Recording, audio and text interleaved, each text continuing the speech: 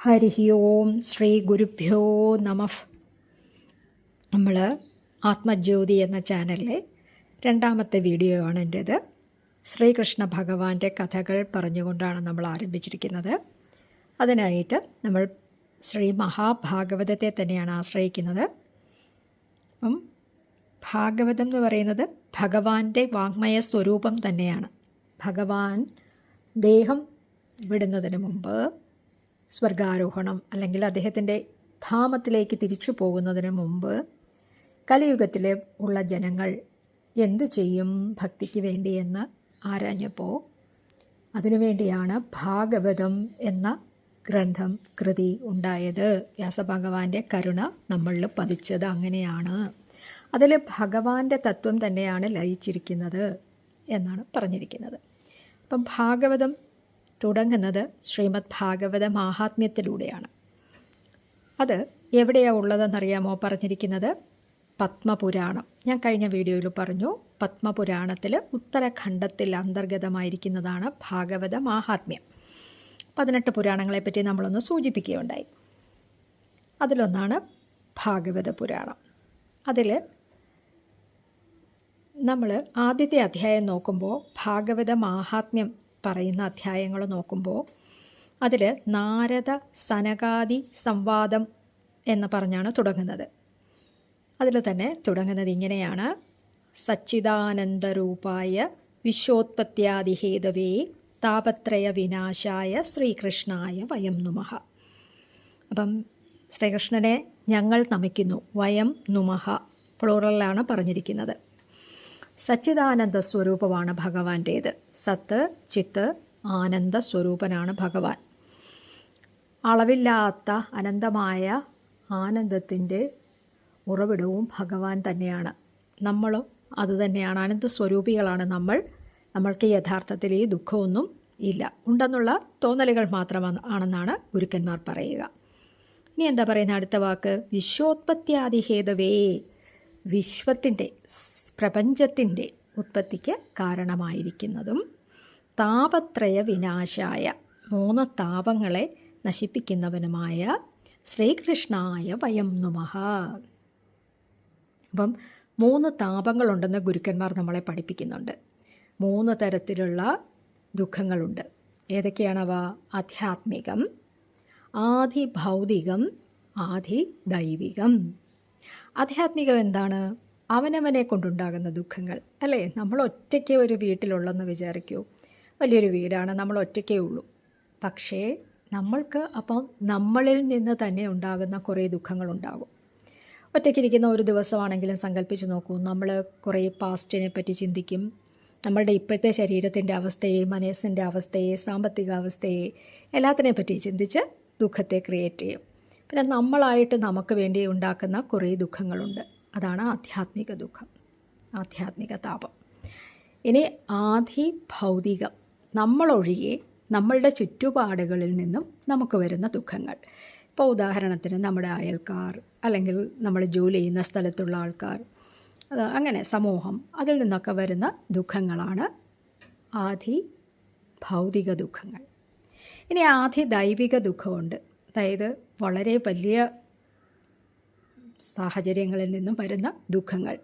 പേമാരി, നമ്മൾക്കറിയാമല്ലേ പ്രളയം എന്താണെന്നുള്ളത്. ഇവിടെ മഴ പെയ്ത് പ്രളയം ഉണ്ടാവുക, പ്രളയത്തിനൊക്കെ വേറൊരു അർത്ഥമുണ്ട് സംസ്കൃതം വരുമ്പോൾ, അത് നമുക്ക് നോക്കാം.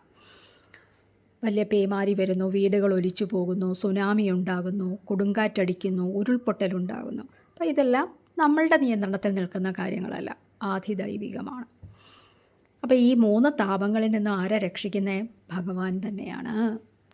അപ്പോൾ അത് നമ്മളുടെ സ്വരൂപം തന്നെയാണ് ഭഗവാൻ എന്ന് നമ്മൾ തിരിച്ചറിയുന്ന ഒരു നിമിഷം, ഒരു ദിവസം നമ്മുടെ ജീവിതത്തിൽ, ഈ ജന്മത്തിലല്ലെങ്കിൽ മറ്റു ജന്മങ്ങളിൽ നമുക്കുണ്ടാകും. നമ്മളൊരു പാതയിലൂടെ അങ്ങനെ സഞ്ചരിച്ചു കൊണ്ടിരുന്നാൽ മതി. വളരെ ബുദ്ധിമുട്ടുള്ള പാതയാണ്. വാൾത്തലയിലൂടെ നടക്കുക, മൂർച്ചയേറിയ വാൾത്തലയിലൂടെയാണ് നമ്മൾ നടക്കുന്നതെന്ന് കേൾക്കില്ലേ? അതുപോലെയാണ്. പക്ഷേ നമുക്ക് മുന്നേ പോയ മഹർഷിമാരും മഹത്തുക്കളും സത്തുക്കളുമെല്ലാം നടന്ന പാതയാണ്, ഇപ്പോഴും നടക്കുന്ന പാതയാണ്. കോടിക്കണക്കിന് ആൾക്കാർ, മനുഷ്യർ സഹജീവികൾ എല്ലാം ഇവിടെ വന്ന് ജനിച്ച് ദേഹം ഉപേക്ഷിച്ച് പോയാലും അതിൽ നിന്നും വളരെ കുറച്ചു പേർ മാത്രമാണ് ഈ പാത തിരഞ്ഞെടുക്കുന്നതെന്നും ഭഗവാൻ അവരെ അതിലേക്ക് ക്ഷണിക്കുന്നതെന്നും കൈപിടിച്ച് നടത്തുന്നതെന്നും അവർ അതിനായി പ്രയത്നിക്കുന്നതെന്നും നമുക്ക് മനസ്സിലാക്കാൻ പറ്റും. അപ്പം നമ്മൾ പറഞ്ഞു വന്നത് ഭാഗവത മാഹാത്മ്യത്തെ പറ്റിയാണ്. അതിലാദ്യത്തെ അധ്യായത്തിൽ നാരദ സനകാദി സംവാദം കൊണ്ടാണ് തുടങ്ങുന്നത്. നാരദ മഹർഷിയെ നമുക്കെല്ലാവർക്കും അറിയാം. നാരം ദദാതി ഇതി നാരദ എന്നാണ്. നാരം എന്ന് പറഞ്ഞാൽ ആ തത്വത്തെ, നമ്മളെന്താണെന്നുള്ള ആ ഭഗവത് തത്വത്തെ അറിയിച്ചു തരുന്ന ആളാണ്, തത്വോപദേശം തരുന്ന ആളാണ് നാരദൻ. സനകാദി മഹർഷിമാർ, അപ്പം സനകാദി മഹർഷിമാർ എന്ന് പറഞ്ഞാൽ അവർ 4 പേരുണ്ട്. സനകാദി മുനീന്ദ്രന്മാർ: സനകൻ, സനന്ദൻ, സനാതനൻ, സനൽകുമാരൻ. അപ്പം ഇവരുമായിട്ടുള്ള സംവാദമാണ്. സംവാദം എന്ന് പറഞ്ഞാൽ ഞാൻ പറഞ്ഞു കഴിഞ്ഞ വീഡിയോയിൽ, അറിയാൻ വേണ്ടി ചോദിക്കുകയും അറിയിക്കാൻ വേണ്ടി പറഞ്ഞു കൊടുക്കുകയും ചെയ്യുന്നതാണ് സംവാദങ്ങൾ. അപ്പോൾ ഇതിൽ നമുക്ക് ഭാഗവതം എഴുതി തന്നിരിക്കുന്നത് വ്യാസഭഗവാനാണ്. അദ്ദേഹത്തിന് അതിമഹത്തായ ഒരു പുത്രനുണ്ടായിരുന്നു, ശ്രീ ശുഗൻ, ശുഗമഹർഷി. അപ്പോൾ അദ്ദേഹത്തിന് ജനിച്ച സമയത്ത് ഉപനയനമൊന്നും കഴിഞ്ഞിട്ടില്ല, അങ്ങനത്തെ കർമ്മങ്ങളൊന്നും സ്വീകരിച്ചിട്ടില്ല, സന്യാസമായിരുന്നു അദ്ദേഹം, ദിഗംബരനായിരുന്നു എന്നാണ് പറയുക. അപ്പോൾ അദ്ദേഹം ജനിച്ചപ്പോൾ തന്നെ വീട് വിട്ടുപോയി. അദ്ദേഹത്തെ വ്യാസഭഗവാൻ, പിതാവായ വ്യാസഭഗവാൻ, അല്ലയോ മകനെ, യം പ്രവ്രജന്തമനുപേതമപേതകൃത്യം ദ്വൈപായനോ വിരഹകാതരാജുഹാവ പുത്രേതി തന്മയതയാ തരവോഭിനേതു തം സർവഭൂതഹൃദയം മുനിം മാനദോസ്മി. അപ്പോൾ എല്ലാ മകനേന്ന് നീട്ടി വ്യാസമഹർഷി വേദനയോടെ വിളിച്ചപ്പോൾ ആരാ വിളികേട്ടെ? മരങ്ങളാണ് വിളികേട്ടത്. അതായത് എല്ലായിടത്തും ഇരിക്കുന്നത് ആ തത്വം, എന്നിലുള്ള തത്വം തന്നെയാണ് അന്തർയാമിയായി മറ്റ് ജീവികളിലും ഇരിക്കുന്നത് എന്ന്, ചരാചരങ്ങളിലും സർവപ്രപഞ്ചത്തിലും ഇരിക്കുന്നതെന്ന് മനസ്സിലാക്കിയായി സാക്ഷാത്കരിച്ച വ്യക്തിയായിരുന്നു ആര്? ശുഗബ്രഹ്മർഷി. അപ്പോൾ അതങ്ങനെ കഴിഞ്ഞു. ഇനി അടുത്ത കാര്യം പറയുകയാണ്. ഒരു സത്രം, അന്നൊക്കെ കുറേ കാര്യങ്ങൾ നമ്മൾ സത്രത്തിലേക്ക്, ഒരു മഹർഷിമാരെല്ലാവരും കൂടി ചേർന്ന് കാര്യങ്ങൾ ചർച്ച ചെയ്യുന്ന ദീർഘസത്രം എവിടെയാണ് നടന്നതെന്നറിയാമോ? നൈമിഷാരണ്യം എന്ന് പറയുന്ന സ്ഥലത്താണ് നടന്നത്. അപ്പോൾ അവിടെ ശൗനകാദി മഹർഷികളുണ്ട്. നമുക്കിത്തിരി ഈ പേരൊക്കെ കേൾക്കുമ്പോൾ ഒരിത്തിരി ബുദ്ധിമുട്ടുണ്ടാവും. കേട്ടിട്ടുള്ളവർക്ക് പെട്ടെന്ന് തന്നെ മനസ്സിലാകും. തുടക്കത്തിൽ ഒരിത്തിരി ബുദ്ധിമുട്ടാണ്. അപ്പം ശൗനക മഹർഷി ആണ്, അദ്ദേഹത്തിൻ്റെ നേതൃത്വത്തിലാണ് ഈ മഹത്തായ സത്രം നടന്നത്. അനേകായിരം മഹർഷിമാർ പങ്കെടുത്തിരുന്നു എന്നുള്ളതാണ്, ശ്രേഷ്ഠന്മാർ പങ്കെടുത്തു എന്നുള്ളതാണ് പുരാണം പറയുന്നത്. ഇതിലേക്ക് ആര് വന്നു എന്നറിയാമോ? സൂതൻ വന്നു. അപ്പം സൂതൻ ആരാണ് എന്നൊരു ചോദ്യം വരും. സുതൻ എന്ന് പറഞ്ഞാൽ പുത്രൻ എന്നാണ്. സൂതൻ എന്ന് പറഞ്ഞാൽ നമുക്ക് വണ്ടിക്കാരൻ എന്നൊരർത്ഥമുണ്ട്. ശ്രേഷ്ഠമായ വിജ്ഞാനത്തെ പകർന്നു തരുന്ന ആളും സൂതൻ എന്ന ഒരു കാറ്റഗറിയുണ്ട്. ഇതെന്താണെന്ന് വെച്ചാൽ, അച്ഛൻ ക്ഷത്രിയനും അമ്മ ബ്രാഹ്മണനുമായിട്ട് പ്രതിലോമ വിവാഹം നടന്ന് അതിലുണ്ടാകുന്ന പുത്രനാണ് സൂതൻ എന്ന് അറിയപ്പെടുന്നത്. ഇവർ ഇതുപോലെയുള്ള സത്രങ്ങളിൽ കഥ പറയാൻ വേണ്ടി, ഭഗവത് കഥകൾ പറയാൻ വേണ്ടിയിട്ട് എത്തിച്ചേരുകാറുണ്ടായിരുന്നു. അപ്പോൾ ഇതിൽ ഭാഗവതത്തിലെ 2 സൂതന്മാരുടെ കാര്യമാണ് എടുത്തു പറയുന്നത്. ഒന്ന് ഉഗ്രസ്രവസ്സെന്നും അദ്ദേഹത്തിൻ്റെ അച്ഛനായിട്ടുള്ള രോമഹർഷണനും. ഇവരെ 2 പേരെയും പറ്റിയിട്ടാണ് ഭാഗവതത്തിൽ പറഞ്ഞിരിക്കുന്നത്.